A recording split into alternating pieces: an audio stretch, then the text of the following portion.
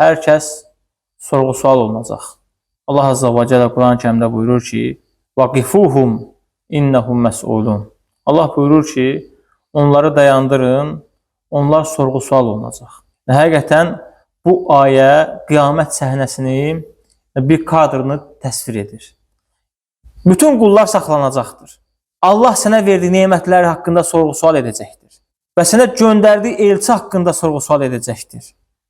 Buyurduğu əmrlər və qadağalar haqqında səndən sorğu-sual edəcəkdir. Allahın hansı əmrlərini yerinə yetirdin, hansı qadağalarından çəkindin? Bunu İbn Kəsir rəhmətullah aleyh buyurur. Qurtubi rəhməhullah bu ayənin təfsirində buyurur ki, bu sorğu-sual bütün insanlara aiddir. İman gətirənə də, inkar edənə də. Hər kəs öz əməlinə görə cavab verəcəkdir. Hər kəs öz əməlinə görə cavab verəcəkdir. Bu həqiqətən də məsuliyyətdən heç kimin qaça bilməməsi üçün bir ibrətdir. Yəni, bir məsuliyyət var qarşıda deyir. O məsuliyyətdən də heç kim qaça bilməyəcək.